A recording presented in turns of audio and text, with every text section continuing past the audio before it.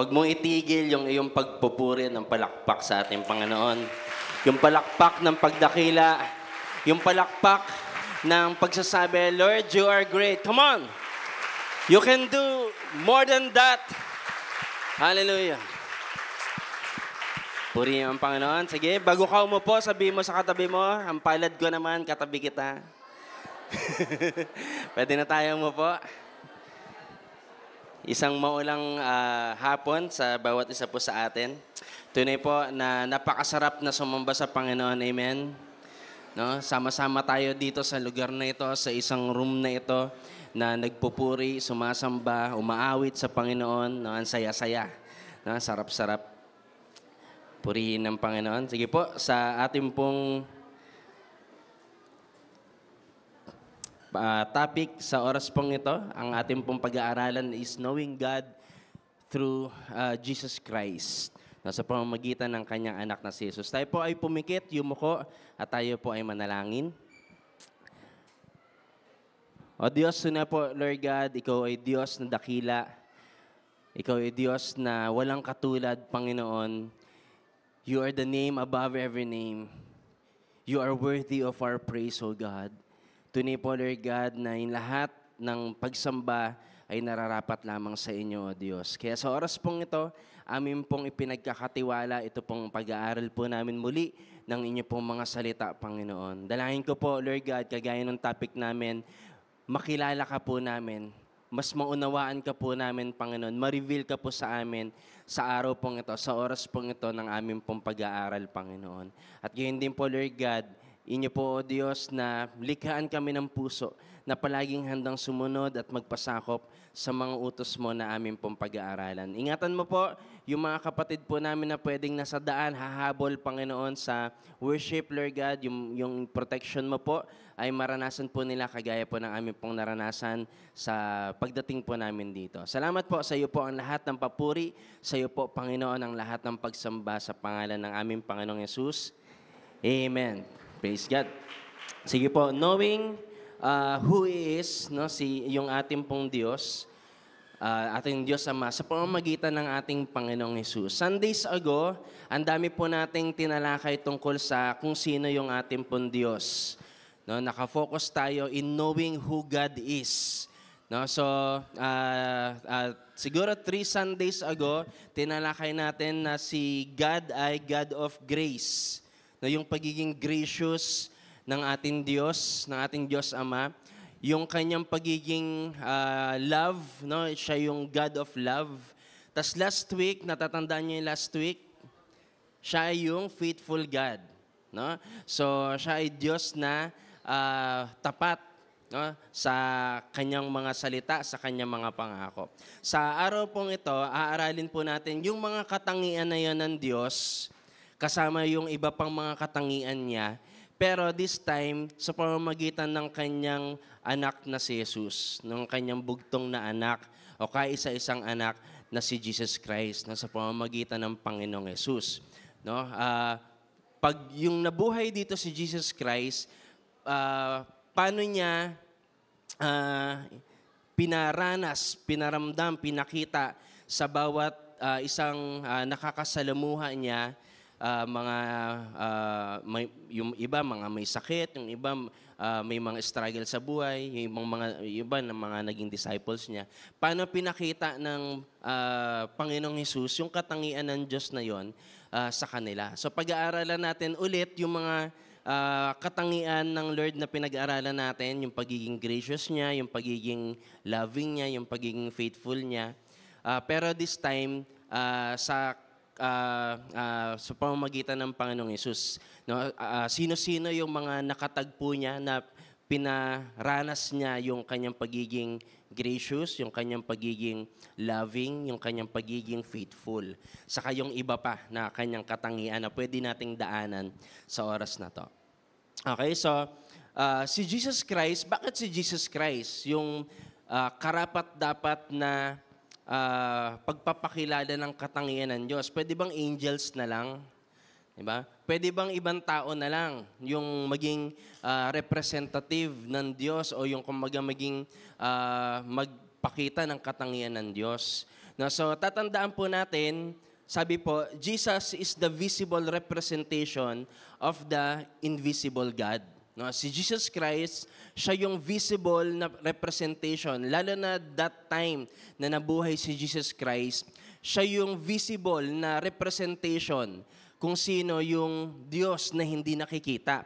Sabi ng Colossus chapter 1 verse 15, sabi diyan, si Kristo ang larawan, sabi mo larawan.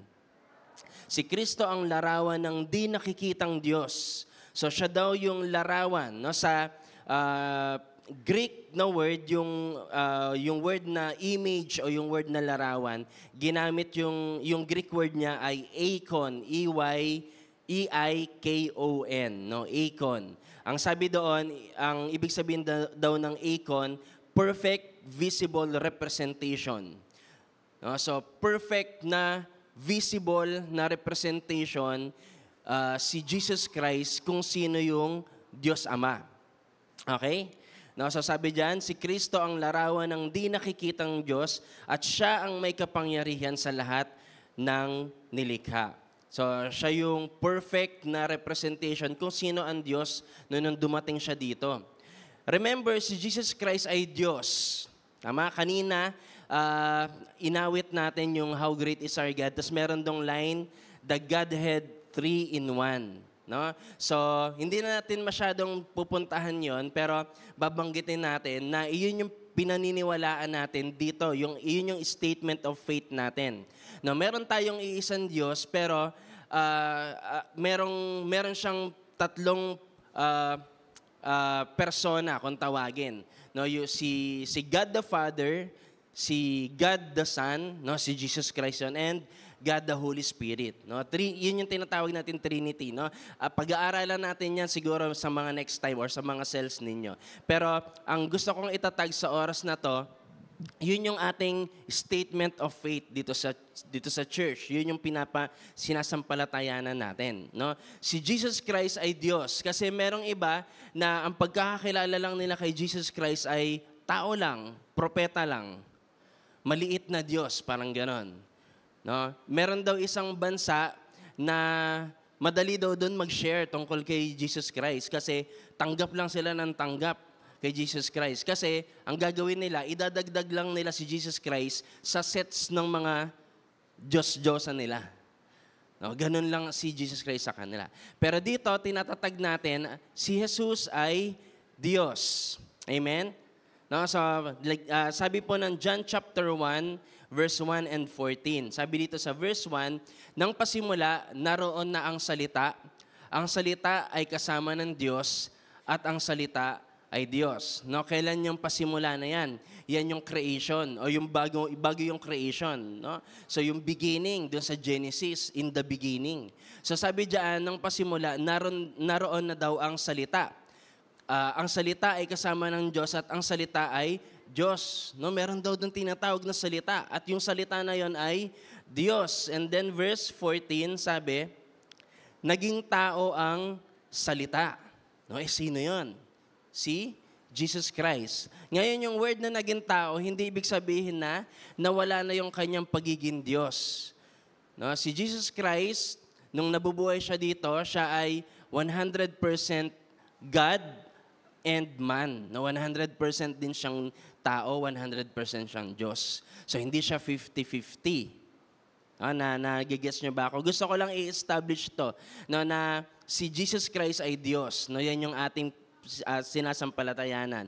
And base dyan sa ating pinag-aralan sa verse 14, naging tao ang salita at namuhay siya kasama namin. Nakita namin ang kaluwalhatian niya, yung mga nagpapatotoo dito, yung mga disciples ng Panginoon, si John. Ayan, nakita namin ang kaluwalhatian niya bilang kaisa-isang anak ng Ama. Sino yun? Si Jesus Christ. Puspos ng kagandahang loob at katotohanan. Okay? No? So, ini-establish natin si Jesus Christ ay Diyos. And then sa John chapter 10 verse 30, sabi dito ni Jesus Christ, ako at ang Ama ay iisa. Okay? Si Jesus Christ ay, sabi natin kanina, visible representation ng invisible na God. Na siya lang yung sakto, siya lang yung perfect na representation ng Diyos Ama. No? Kasi siya ay Diyos, no? Na bumaba dito sa lupa. No? At visible representation ng invisible God. So ano yung mga pag-aaralan ulit natin? Anong mga katangian ng Diyos Ama yung kanyang ipinakita dito sa lupa sa pamamagitan ni Jesus? Balikan natin yung pagpapakilala ng Diyos Ama patungkol sa kanya sa buhay ni Moises. Sabi ng Exodus chapter 34 verses 6 to 7. Yan, medyo maliit lang, no? Pero babasahin ko na lang. No? Sabi dito sa Exodus 34, 6 to 7, dumaan ang Panginoon sa harap ni Moises, no, sa Old Testament. No, ito ay nangyari noon pa. Dumaan daw ang Diyos, ang Panginoon sa harap ni Moises at sinabi, ako ang Panginoon. Ini-establish niya yung kanyang authority. No? Ako ang Panginoon, ako ang Diyos. No, kapag yun yung sinabi ng Lord, di ba parang authority, nako, parang ayan na, parang ako yung sa school, parang ako yung teacher dito, ako yung principal. No, sa bahay, ako yung tatay, ako yung nanay. No, parang authority. No, pero dito, ang nakakatuwa dito, sabi ng Lord, ako ang Panginoon. Tapos bigla niyang sinabi, ang mahabagin at matulunging Diyos. No? So, in-establish niya lang na siya yung Diyos, pero meron siyang binigay na mga katangian niya. Sabi niya dito, ako ang mahabagin at matulunging Diyos, mapagmahal at matapat ako, at hindi madaling magalit. Ipinapakita ko ang pagmamahal ko sa maraming tao at pinapatawad ko ang mga kasamaan nila, pagsuway at mga kasalanan. Ngunit pinaparusahan ko ang mga nagkakasala pati na ang kanilang salinlahi hanggang sa 3 at 4 na henerasyon. So makikita natin dito yung iba't ibang mga katangian ng Diyos na ito yung titignan natin sa buhay ni Jesus Christ, no, kung paano niya to in-apply, paano niya to ipinakita dun sa mga taong nakasalamuha niya sa Bible. No? Sa time niya na nabuhay siya dito, physically. Jesus is the radiance of God's glory. Siya yung nakikita, no? Siya yung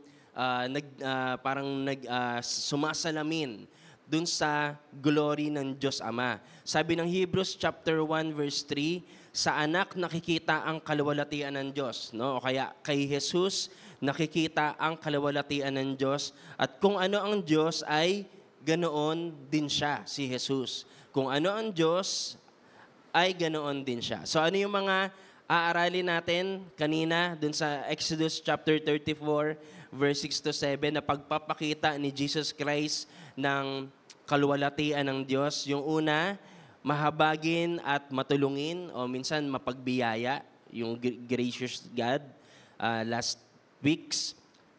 Tapos ano pa? Mapagmahal at tapat, hindi madaling magalit, at saka yung pagiging mapagpatawad niya.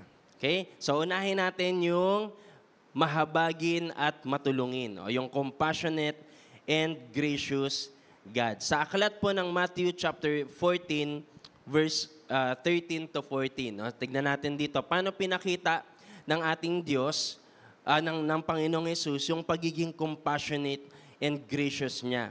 Sabi dito sa verse 13 ng Matthew chapter 14, nang mabalitaan iyon ni Jesus, ano yung nabalitaan niya? Yung kanyang pinsan, no? si John the Baptist ay namatay na. No? So, nabalitaan niya na namatay na si John the Baptist. Sabi dito, sumakay siya sa bangka at pumunta sa isang tahimik na lugar. Maybe para mag-mourn or pwedeng mag-pray. Ha? Tapos, interestingly, sabi dito sa verse 13, nang malaman ng mga tao mula sa iba't ibang bayan na nakaalis na si Jesus, sabi dito, naglakad sila patungo sa lugar na pupuntahan niya. No? So si Jesus Christ umalis na to pray or to mourn, no? Pero yung mga tao, ano sila sabi nga, nilagay ko dito, desperado sila. Yung mga tao is are desperate, no? Kay Jesus Christ. Kasi marami na silang nakita at nabalitaan tungkol kay Jesus. Nung nakita nila na si Jesus yung katugunan sa kanilang mga panalangin, nakakita sila ng mga himala na ginawa ni Jesus Christ, and kailangan nila na, gusto nilang na maranasan din yon. No? Pwedeng may iba't iba silang sitwasyon sa buhay nila at kailangan nila yung Panginoong Hesus sa buhay nila. Ang problema, umalis si Jesus Christ. No? Nawala si Jesus Christ. Pero nabalitaan nila, may nabalitaan sila. No? So, saan galing yung balita? Hindi ko alam. No? Pero nabalitaan nila na si Jesus Christ daw ay may pinuntahan. No? At doon sa pinuntahan ni Jesus Christ, nag-decide sila, maglalakad tayo. Pupunta tayo kung nasaan si Jesus. No? So, paano kung malayo yung pinuntahan ni Jesus? Sabi dito, sumakay siya ng bangka. No? Sasakay ka ba ng bangka kung dyan lang, tatawid ka lang ng Robinson? Depende kung ano, no, may baha. No, may ano ka, yung ano, rubber boat. Na. So, malayo to. Pero, ang ginawa nila, naglakad sila. Si Jesus Christ, di ba, gumamit siya ng means of transportation. No? Nagbangka siya. Sila, yung mga tao, para makapunta lang kay Jesus Christ, nag-BMW. No? By means of walking. No? So sila ay naglakad, no? Papunta kay Jesus Christ.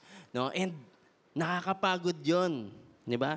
Pag malayo yung pupuntahan, no?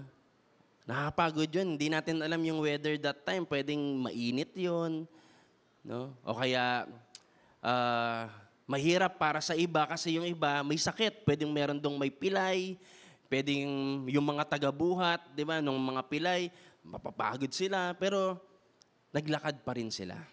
No? Sabi nga, may nabasa ako, yung mga desperate people daw, they are doing desperate na mga ways.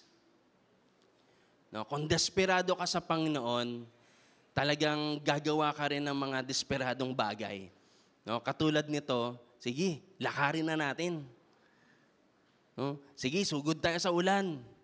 Makarating lang sa SND kasi sayang yung tinapay. At saka yung one way, kung may one way. No? So, gagawa talaga tayo ng mga desperadong bagay.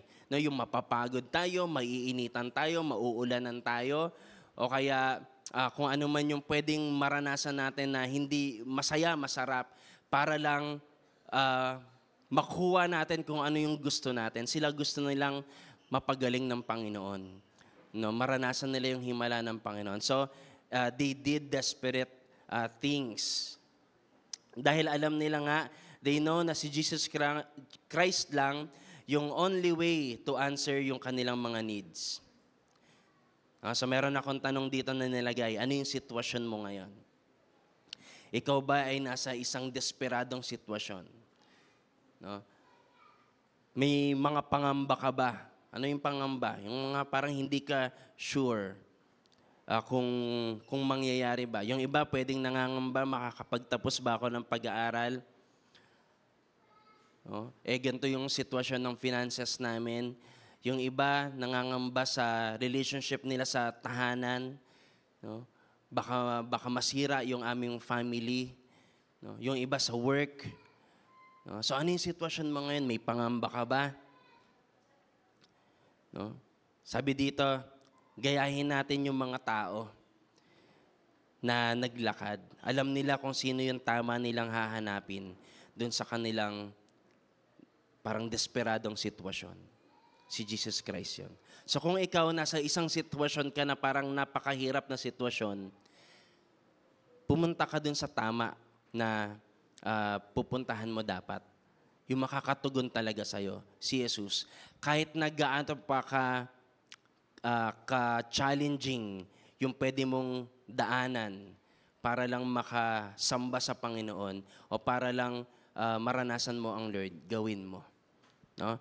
So sila, ano nangyari nung nag-decide sila na puntahan si Jesus Christ. Sa verse 14, sabi dito, kaya nang bumaba si Jesus sa bangka, nakita niya ang napakaraming tao. No? So nakita niya yung mga sumunod sa kanya. No? Ano yung nangyari? Ano yung nadama niya? Sabi dito, naawa siya sa kanila at pinagaling niya yung mga may sakit. No? So, ang ginawa ni Jesus Christ, sige, dahil talagang nakita niya yung desperation ng mga taong to, nag-minister siya dun sa mga tao. Pinuntahan niya yung mga tao, pinatungan niya ng kamay, pinagaling niya, pinalaya niya, tinugunan yung iba't ibang mga pangangailangan nila. No, nitong mga tao na to. Naawa ang Panginoon sa kanila at sila ay pinagaling. So sabi nga dito, ang kahabagan ng Lord, merong kasamang biyaya at pagtulong. Pag sinabing ang Lord ay nahabag, hindi lang siya naawa. No, alam niyo yung word na empathy? No, ano yung empathy? No, pag sinabing empathy, hindi ka lang naawa sa isip mo, sa puso mo. No? Kundi, gumawa ka ng paraan para makatulong. No? Para makiisa dun sa sitwasyon ng tao na yon. No? At nakatulong ka. Hindi lang yung, ay nakakaawa naman. Ganon. No? Kundi talagang nag-reach out ka. Ganon ang Panginoon. Ganon yung ginawa niya. Naawa siya dun sa mga tao at gumawa siya ng pagmi-minister dun sa mga tao. Sino yung nakaranas nung habag at biyaya ni Jesus? Yung mga taong desperado. Yung mga taong to na gumawa ng desperate things para lang maranasan ang Panginoon. Ngayon, ano pa yung nangyari? Nung nakita ng Lord yung kanilang puso, yung kanilang desperation sa Kanya, si Jesus Christ nag-perform ng miracles out of His compassion and grace. Nakaranas sila, nakakita sila ng miracle. No? Dun sa kanilang, galing dun sa kahabagan ng Lord. Ano yun? Sa verse 15 and following, no, ikukwento ko na, babasahin ko na lang po ito ng mabilis. Sabi dito, nang magdadapit hapon na, lumapit kay Jesus yung mga alagad niya at sinabi, liblib ang lugar na ito at gumagabi na. Paalisin niyo na po ang mga tao nang makapunta sila sa mga karatignayon at bayan upang makabili ng pagkain. No? So, ang gusto ng mga disciples ng Lord, paalisin na sila kasi nakakaawa, gutom na sila. Ano sagot ni Jesus Christ? Sabi ni Jesus Christ sa kanila, hindi na nila kailangang umalis. Kayo yung magpapakain sa kanila. No? So, ang magpapakain dun sa mga tao na to is yung mga disciples. Sumagot sila, mayroon lang po tayong 5 tinapay at 2 isda. Ito lang po yung available sa atin. No, 5 tinapay at 2 isda. No? And then, anong ginawa ni Jesus Christ? Sabi niya, sige, dalhin niyo sa akin yung tinapay at isda. Tapos ang ginawa niya, yung mga tao, inayos niya, pina-organize niya dun sa mga disciples niya. So, nakaupo sila. And then, kinuha ni Jesus Christ yung 5 tinapay at 2 isda. Tapos, tumingala siya at pinag-pray, pinagpasalamat niya sa Panginoon. After niya mag-pray, hinati-hati niya yung tinapay at yung mga isda. At yung lahat ng mga tao ay nabusog. Lahat sila ay nasatisfy. Sabi ng verse 20, yung verse na nandyan? 20. Kumain silang lahat at nabusog. Pagkatapos tinipon nila ang natirang pagkain at nakapuno pa sila ng 2 kaing. Sa ibang salin, 12 baskets. No? Paano nangyari yon? No? So nakaranas sila ng miracle. Bakit? 5 tinapay lang sa 2 isda, pero nagkasya sa kanila, nabusog sila. Tapos may sumobra pa.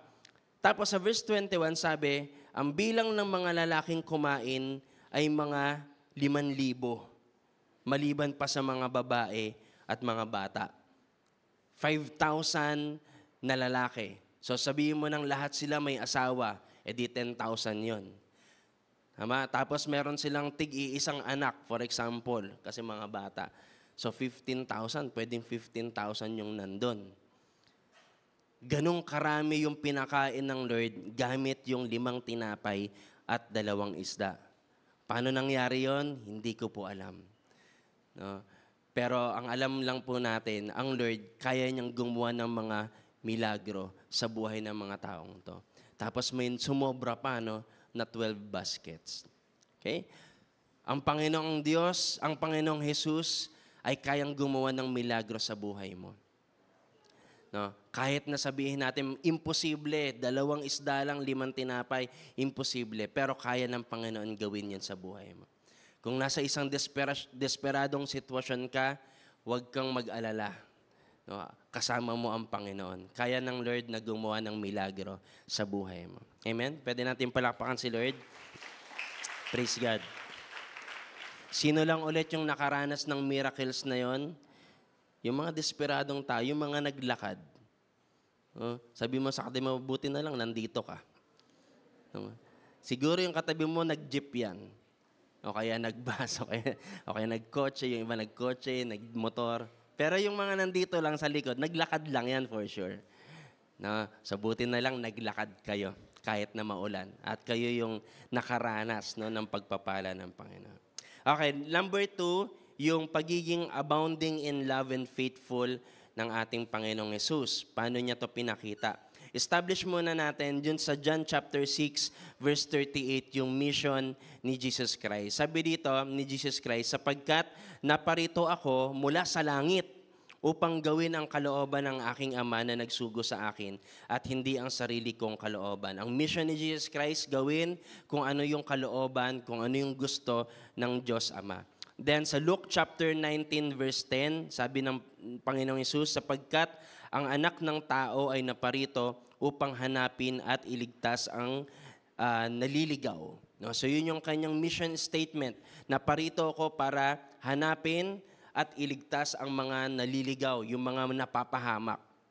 Okay? So yung 2 verses na yan, nagpapakita ng faithfulness ni Jesus Christ sa mission na ibinigay sa kanya ng Diyos Ama. No? Sabi ng sa Philippians chapter 2, sabi ng Bible, naging obedient siya hanggang kamatayan. So makikita natin doon yung faithfulness ng Panginoong Hesus sa mission na ito. At sa mission niya na yon, yung pag-ibig niya, yung abounding love niya, yung kanyang pinaiiral. No? Yun yung nag-ooperate sa kanya sa pagganap niya ng mission. Okay? So, saan niya pinakita yung pagiging abounding in love niya and faithfulness?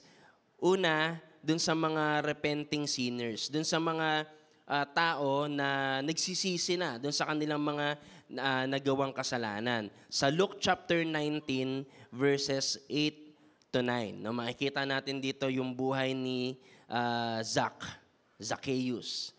No? So, si Zacchaeus, meron siyang power kasi leader siya, may position siya, tax collector siya. May position siya, may power siya kasi ma-impluwensya nga siya. Tapos meron siyang yaman, no? May kakayanan siya. No, pero ang isa niyang limit, no, meron siyang limit na dun sa kanyang buhay. Siya ay una sa physical niya, siya ay maliit. No? Tapos, yun nga, ang sitwasyon niya, that time ay maraming galit sa kanya kasi alam na nandadaya siya. Kapag ka-tax collector ka that time, alam na nangungurakot ka, nandadaya ka. So, itong si Zacchaeus, gusto niya ng magbago. No? Gusto niya ng maituwid yung kanyang pagkakamali, yung kanyang buhay. Kaya nung nalaman niya na sa lugar na yon ay pupunta si Jesus Christ, nag-decide siya na pupunta siya. No? Yun nga lang, ang naging struggle niya, Si Jesus Christ, di ba, ito, kanina 5,000 sumunod sa Kanya. So, ganun karaming tao yung palaging lumalapit kay Jesus Christ, no? Napakadaming tao. It's impossible kay Zacchaeus para maharap ang Panginoon, no? Yung sumiksik. Kaya ang ginawa niya, dahil maliit siya, gumawa siya ng paraan. No? Pero ito ay paraan ng galing sa, out of kanyang faith. No? So ang ginawa niya, naghanap siya ng puno kung saan, dun sa puno na yon, alam niya na dadaan si Jesus Christ. Tapos umakyat siya dun sa puno na yon.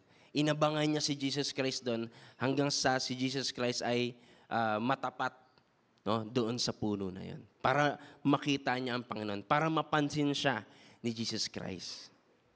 No? So ano yung nangyari? Sa verse 8, so pinababa siya, no, ni Jesus Christ. Sabi ng verse 8 to 9, tumayo si Zacchaeus at sinabi, Panginoon, ibibigay ko po sa mga mahihirap ang kalahati ng kayamanan ko. At kung may nadaya man ako, ibabalik ko sa kanya ng maka-4 na beses. No? Times 4 pa daw niya yung kanyang nadaya. No? Maka-4 na beses ang kinuha ko sa kanya. No? So si Zacchaeus, dun sa kanyang mga pananalita, siya ay nagsisisi na dun sa kanyang nagawang kasalanan. Nagre-repent na siya. Sa verse 9, sinabi sa kanya ni Jesus, dumating na ngayon ang kaligtasan sa sambahayang ito dahil siya ay mula rin sa lahi ni Abraham. So ang ibig sabihin, sa madaling salita, iniligtas, no, ng Panginoong Jesus itong si Zacchaeus. Pinatawad siya ng Panginoon. Binago ng Lord yung kanyang sitwasyon. No? So yung interaction ni Jesus Christ kay Zacchaeus na isang tax collector, hina-highlight po nito kung gaano yung kakayanan ng Panginoon na mag-transform ng puso ng mga nagsisisi sa Kanya. Kaya ng Lord na baguhin yung puso mo. Basta nakita ng Panginoon na talagang nagsisisi ka doon sa mga kasalanan mo. No, kaya kang baguhin ng Panginoon. Walang imposible sa Lord. So, ipapakita ng Lord yung kanyang love, ipapakita ng Lord yung kanyang faithfulness doon sa mga sinners na nagre-repent. Saan pa? Doon sa mga, pangalawa, doon sa mga outcasts. No, ano yung ibig sabihin ng outcasts? No, yung mga itinakwil. No, yung mga yung mga ayaw sa kanya ng mga tao. No? So, sa mga taong to, pinakita ng Panginoon yung kanyang love and faithfulness. Sa John chapter 4, verse 8 to 10. No, makikita natin dito, mababasa natin dito, yung isang babaeng Samaritano. No, yung Samaritan, sa mga Samaritan that time, hindi sila nakikipag-usap sa mga Hudyo. Ngayon, basahin muna natin. Sabi dito sa verse 8, 9, and 10, sabi dito, dumating ang isang babae na taga-Samaria para umigib. Sinabi ni Jesus sa kanya, pwede bang makiinom? No, kasi si Jesus Christ, galing sa paglalakbay, naupo siya dun sa well na yon, sa balon na yon. Tapos dumating nga yung isang Samaritana. No? Si Jesus Christ ay isang Hudyo. Yun nga, yung isang Hudyo at saka Samaritan, ano sila? Meron silang hidwaan, no? Matagal na panahon na yung hidwaan nila. No? So, yung mga Samaritan kasi that time, parang ano sila hindi sila pure na breed. Parang gano'n, no? Kaya ang ano sa kanila, yun yung isang sitwasyon nila, outcast sila. Ayaw silang samahan, ayaw silang pansinin. Nilalayuan sila ng mga Hudyo. Ngayon, sabi ng babae sa verse 9, kayo po ay isang Hudyo at ako na may Samaritana. Bakit po kayo humihingi ng maiinom sa akin? So sabi diyan, sinabi niya ito dahil hindi nakikihalubilo ang mga Hudyo sa mga taga-Samaria. No, sabi nga daw po, miski mag-share ng pinggan, sabi ng Bible, hindi sila pwedeng mag-share. No, talagang ano sila, nilalayuan sila itong mga Samaritana. Ayaw sa kanila ng Hudyo. Pero dito si Jesus Christ, kinausap mismo yung Samaritana. So makikita natin dun pa lang ang Panginoong Jesus, no, siya ay gumagawa ng way para makipagkasundo, no? Siya ay gumagawa ng way para yung mga tao na itinatakwil ay magkaroon nung parang connection sa kanya. Tapos sabi ni Jesus Christ sa verse 10, sinabi ni Jesus sa babae, kung alam mo lang ang ipinagkakaloob ng Diyos at kung sino ang humihingi ng maiinom sa'yo, no, sa madaling salita, kung alam mo lang kung sino ako, sabi ni Jesus Christ, baka ikaw pa ang humingi sa kanya o sa akin, sabi ni Jesus Christ, at bibigyan kanya ng buhay, ng tubig na nagbibigay buhay. No, si Jesus Christ, sabi dito, siya yung tubig na nagbibigay ng buhay. No, siya yung kailangan talaga nitong Samaritana na to. So sabi nga, yung conversation na to ni Jesus Christ sa Samaritan woman demonstrates His love for those who, considered outcasts and sinners. No? Ang Lord, kung ikaw ay parang outcast, nakaka-feel ka na ikaw ay itinakwil, wala kang halaga, wala kang kwenta, parang ayaw kang kasama ng mga tao kasi pabigat ka lang, no? O kaya yun nga, yung parang wala ka namang maitutulong eh, no? O wala ka namang halaga. 'Di ba? Ang sa Lord hindi ganoon. Lagi kang mahalaga sa Panginoon. At gagawa ang Lord ng way, no? Lalapit siya sa iyo, makikipag-usap siya sa iyo, no? Para ikaw ay ma-restore, no, sa Panginoon. Okay, sampa, yung pangatlo na ipinapakita ng Lord Jesus Christ, yung pagiging abounding in love and faithfulness. Dun sa mga sick people, kagaya kanina, no, yung mga tao na may mga sakit, kailangan ng himala, pinakitaan sila ng Panginoon ng biyaya. So dito, gawin natin specific, yung babae na 12 years na daw na nagbibleed, dinudugo, may sakit siya, na 12 taon na siya na may sakit na yon, kumbaga dinudugo siya. So mahirap yon, 12 years na hindi siya makalaya doon. And itinuturing siyang marumi. No, yung ganong tao na may sakit, tinuturing na marumi. Sa kanila, parang bawal silang madikitan. No? Pag napadikit sila dun sa tao na yun na may sakit, magiging marumi din sila. Ituturing din silang marumi. No? At maghihintay sila ng ilang days para masabing sila ay malinis na. So, ganun kagrabe sa kanila, no? Kapag ganito yung sitwasyon.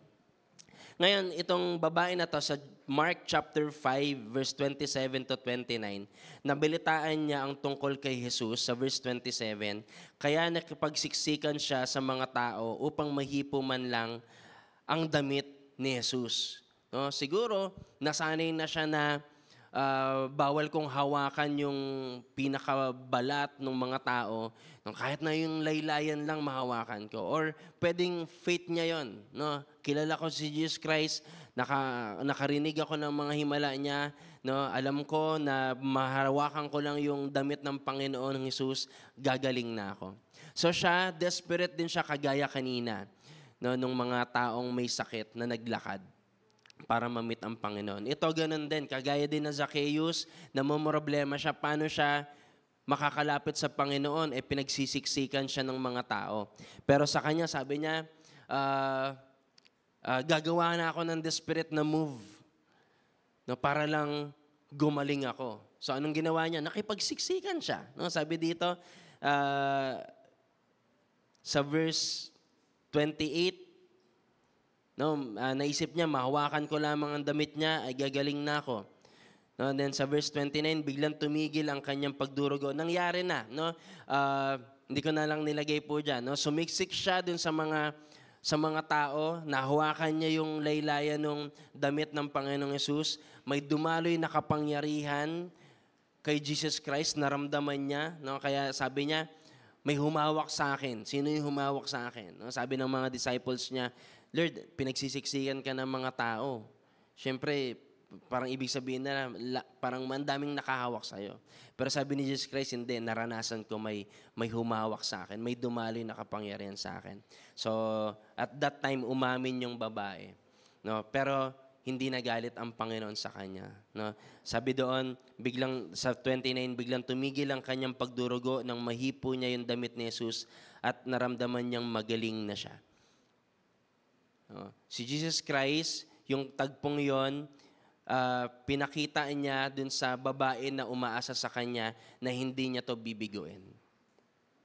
No? Yung faith na yon ng babae na pinakita niya dun sa pagkakataon na yon, alam mo yon ng Lord. No? At hindi niya binigo itong babae na to.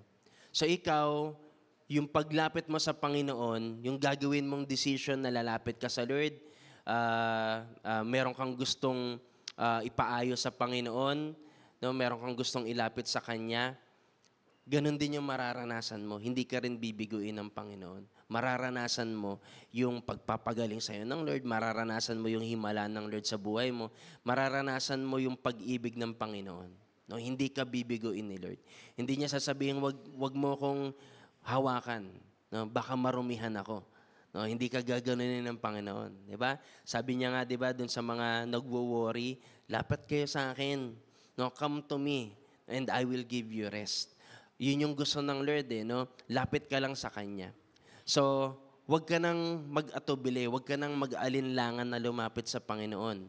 No, kahit na gaano ka kabigat yung pakiramdam mo, o kaya yung parang nagawa mo, o kaya kung kahit na parang ang laki ng nagawa kong kasalanan sa Panginoon, matatanggap niya pa ba ako? Diba? Mapapatawad pa ba niya ako? Ganito yung ginawa ko sa Lord. No? Hindi ka bibiguin ni Lord. Sabi mo sa katabi mo, hindi ka bibiguin ng Panginoon. No? Lapit ka lang kay Lord. No? Yun nga yung gusto ng Panginoon, lumapit ka sa Kanya. No? And He will give you rest. No? Tapos yung letter C, ito yung pangatlo natin na katangian ng Panginoon. Diyos na ginawa ng Panginoong Hesus. Yung Kanyang pagiging slow to anger. No? Yung hindi madaling magalit. Sabi ng John chapter 8 sa John chapter 8 verses 1 to 11, meron ditong isang sitwasyon na si Jesus Christ, inimbitahan siya ng isang Pariseo na makikain doon sa tahanan niya, no? Si Simon, no? Yung pangalan ng Pariseo na to.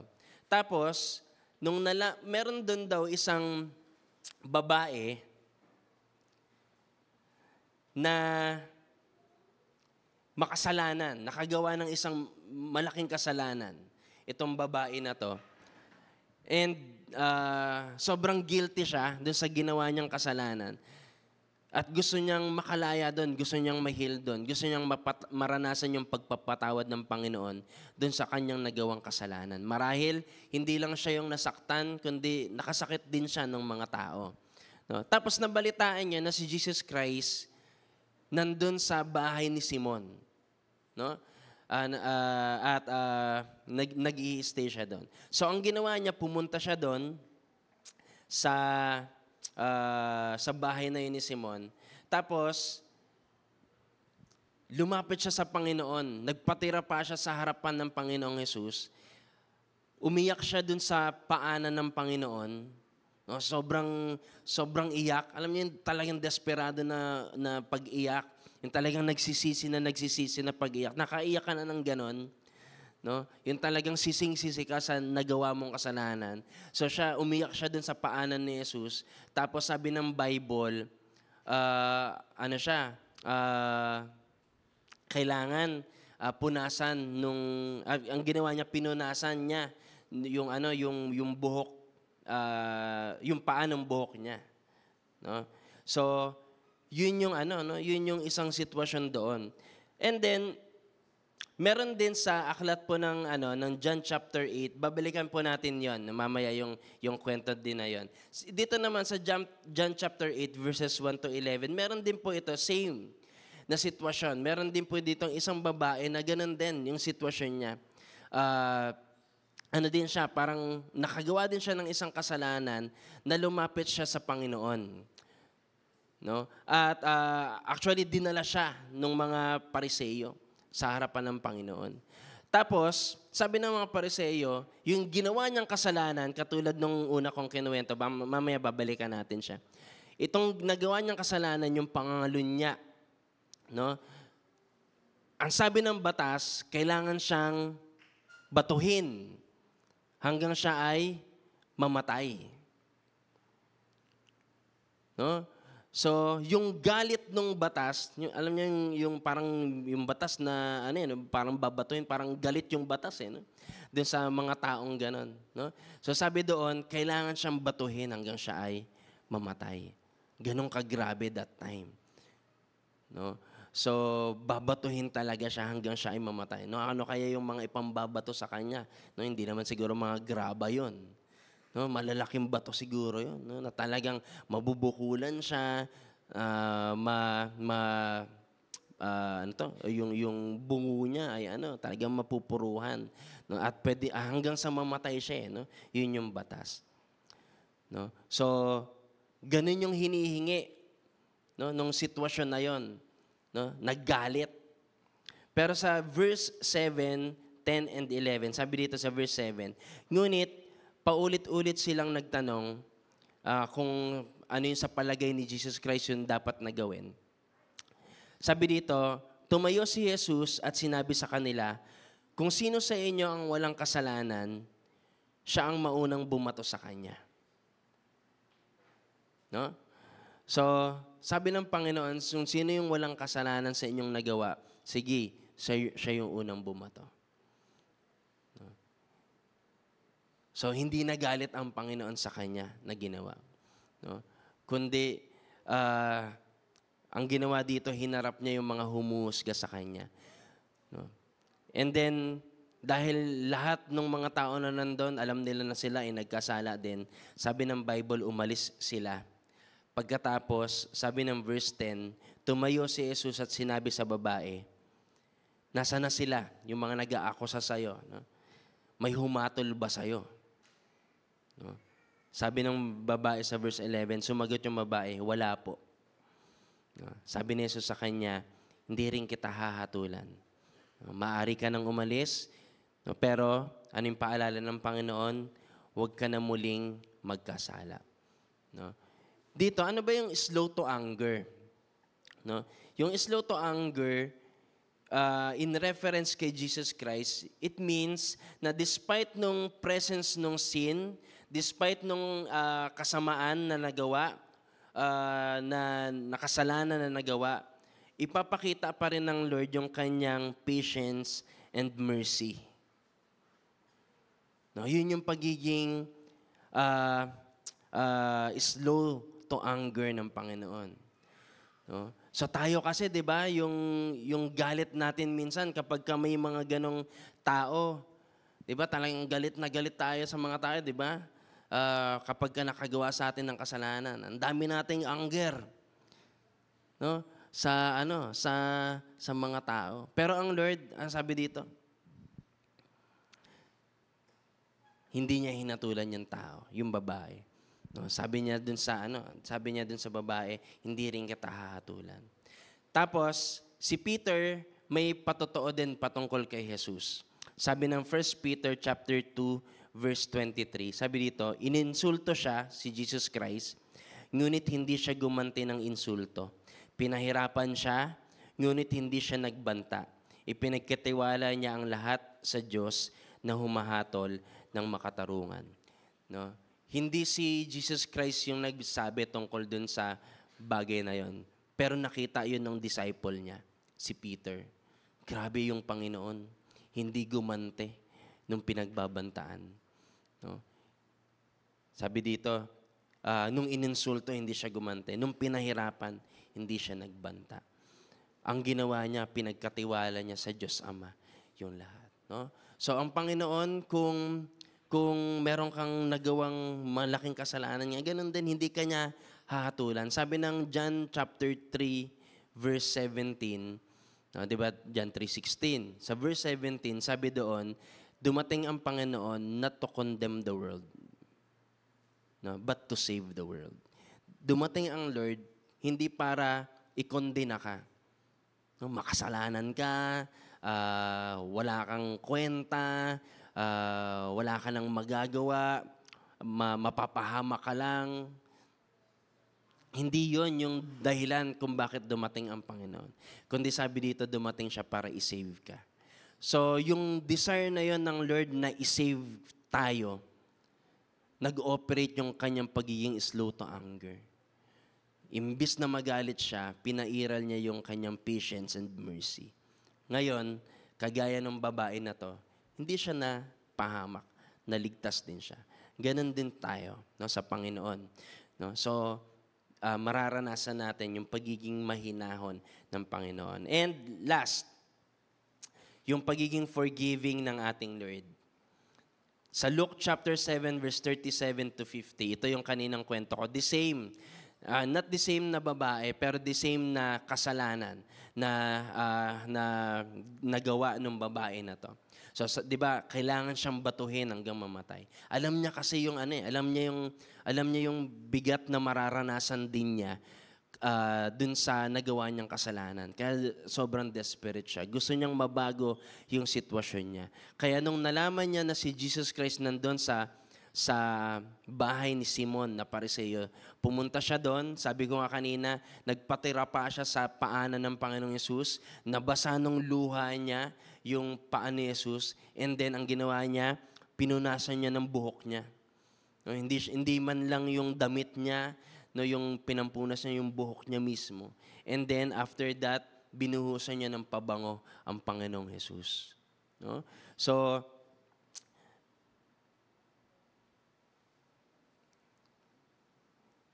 yung babae, ninais niya talagang magkaroon ng pagbabago sa buhay niya. Sa verse 38, sabi dito, lumapit siya sa likuran ng Panginoon, no, nabanggit na natin dito.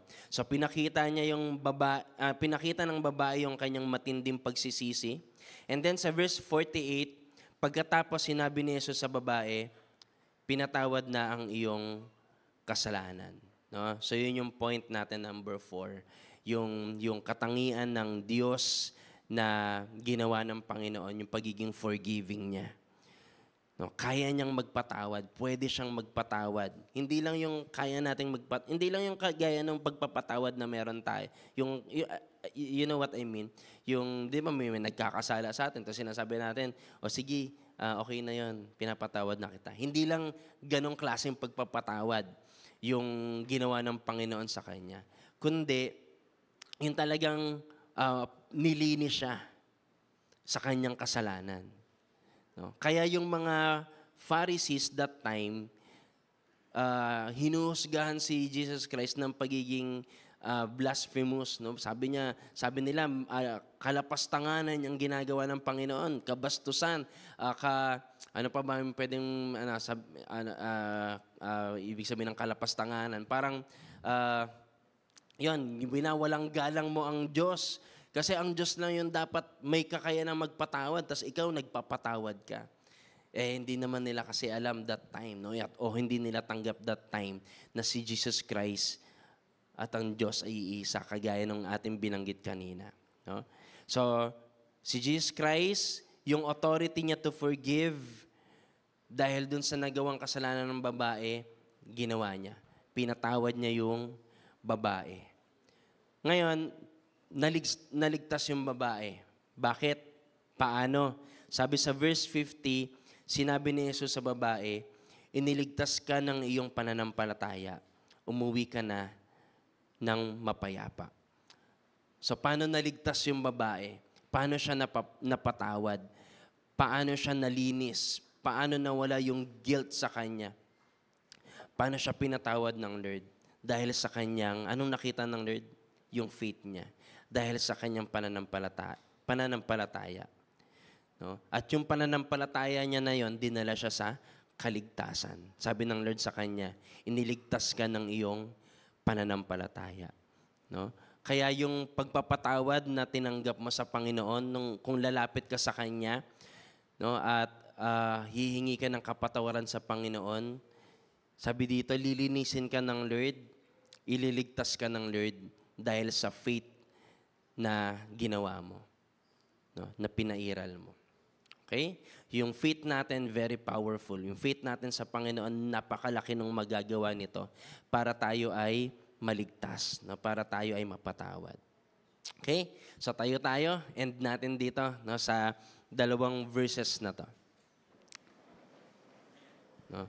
So, pinakita natin dun sa mga verses na binasa natin kung paano isinagawa ni Jesus Christ yung katangian ng Diyos Ama, no, bilang visible na representative dito ng Diyos Ama dito sa lupa. Yung pagiging gracious niya, pagiging forgiving niya, pagiging loving niya. No? So sa John chapter 3 verse 16, alam na natin 'to, maraming beses na natin 'tong binabasa, tas kanina kinanta pa natin. No? Sabi dito sa John chapter 3 verse 16, sa Tagalog, kukunin ko, ganito kamahal ng Diyos ang sanlibutan. Sabi mo sa katabi mo, ganito ka daw kamahal ni Lord. Ibinigay niya ang kanyang kaisa-isang anak upang ang sino mang sumampalataya sa kanya ay hindi mapahamak, kundi magkaroon ng buhay na walang hanggan. No? So ang gusto ng Panginoon, ano yung gagawin natin after natin na makita na ginawa nga ng Panginoong Jesus yung sinabi ng Diyos o yung sinasabi ng Diyos Ama tungkol sa Kanya. Itatag natin yung pananampalataya natin sa Panginoon. Yung title ng ating series ay Know Who He Is. No? So, napaka-lawak pa, napakadami pa nung pwede mong malaman tungkol sa Panginoong Jesus. No? So, magkaroon ka ng desire sa puso mo na, Lord, gusto ko pang makilala ka. I wanna know you more. No? Pero, hindi lang dun sa preaching mo makikilala ang Panginoon eh. Mas maganda sabihin mo sa Panginoon, Lord, gusto ko ma-experience ka mismo. No? Kasi dun natin talaga mas mararanasan yung faithfulness, yung love ng Lord, no? Kapag naranasan natin yung Panginoon. So, yung faith mo sa Lord, itatag mo. No? Huwag mong i-let go yung faith mo sa Panginoon. Sabi dito, ang sino mang sumampalataya sa Kanya ay hindi na mapapahamak. Yun yung gusto ng Lord na mangyari sa buhay mo. Huwag kang mapahamak. Paano yun? Manampalataya ka lang sa Lord. Never let go yun sa faith mo sa Panginoon. Sa last verse, sa John chapter 15 verse 5, sabi dito, ako ang puno ng ubas. Si Jesus Cristo. Ako ang puno ng ubas at kayo ang aking mga sanga. Ang taong nananatili sa akin at ako rin sa kanya ay mamumunga ng marami, sapagkat wala kayong magagawa kung hiwalay kayo sa akin. Sinabi na mismo ng Panginoon, wala kang magagawa, wala tayong magagawa apart from Him. No? Wala tayong mararanasang kaligtasan, wala tayong mararanasang kapatawaran, paglilinis ng Lord, kung tayo ay hiwalay sa Panginoon. Only through Jesus Christ, kaya tayo ay makakaranas ng grace niya, ng kanyang love, ng kanyang compassion, no, yung kanyang pagiging slow to anger, yung forgiveness niya. Okay? So, I encourage po yung bawat isa, isurrender natin yung buong buhay natin sa Panginoon. Let's desire to know Him more.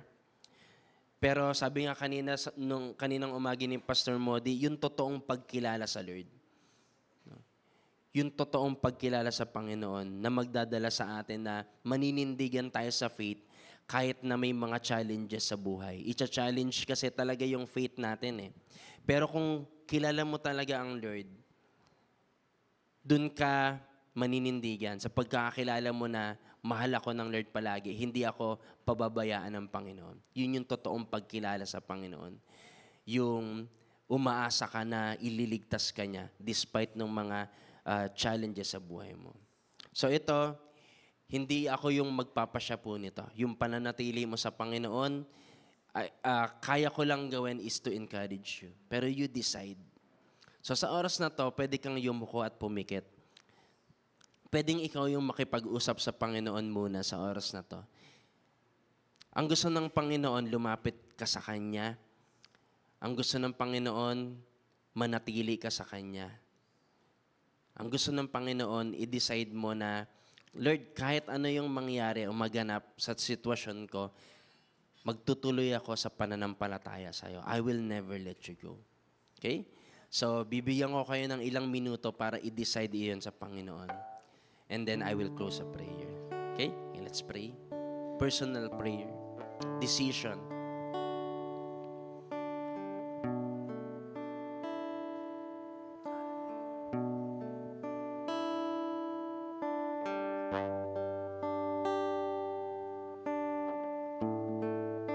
Tandaan mo, alam ng Lord yung sitwasyon mo.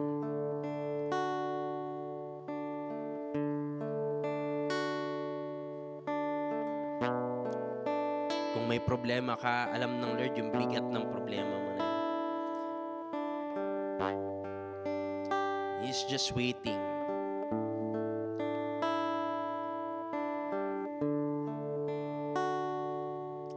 Kagaya nung isang hinarap niya, hindi siya binigo ng Panginoon. Hindi ka rin bibiguin ng Lord.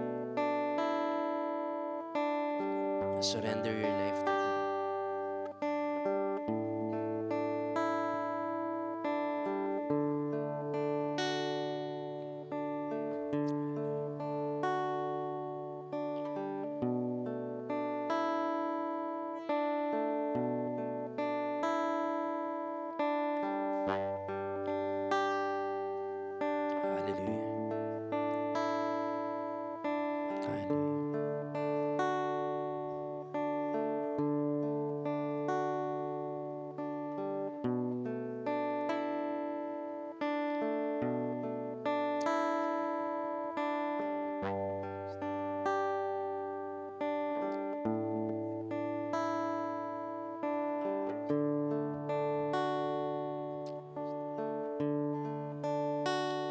Hallelujah.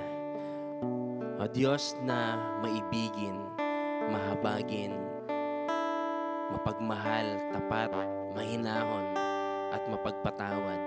Lumalapit po kami sa oras pong ito. At amin po, Panginoon, na ininalapit yung amin pong mga puso sa inyo. Nalalaman po namin, O Diyos, na Ikaw ang Diyos na lagi kaming tatanggapin, laging nagmamahal sa amin. Diyos na hindi kami bibiguin.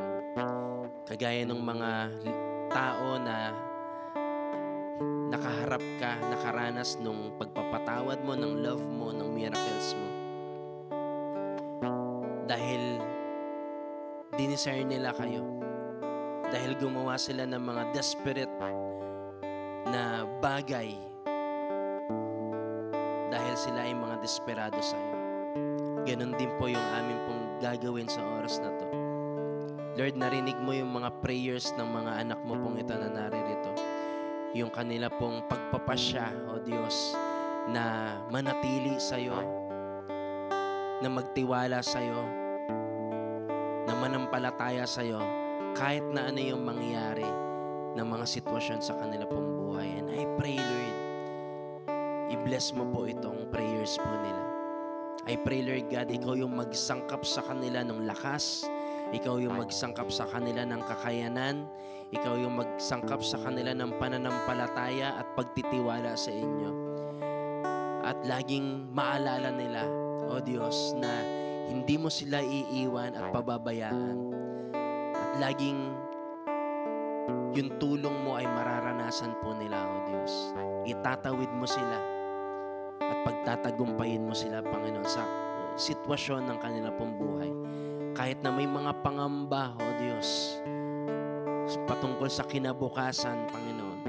Lord, Ikaw ang aming kinabukasan. Kaya sa inyo po namin ipinagkakatiwala ito. Ama, salamat po. And I pray, Lord God, pagpalain mo po sila, O Diyos. Habang nakayuko ka, habang nakapikit ka, kung ikaw yung nag-decide na mananatili sa pananampalataya sa Panginoon, pwede mong itaas yung kamay mo and start praising God. Pwede bang sabihin mo sa Panginoon kung gaano siya kabuti sa buhay mo sa oras na to? Come on.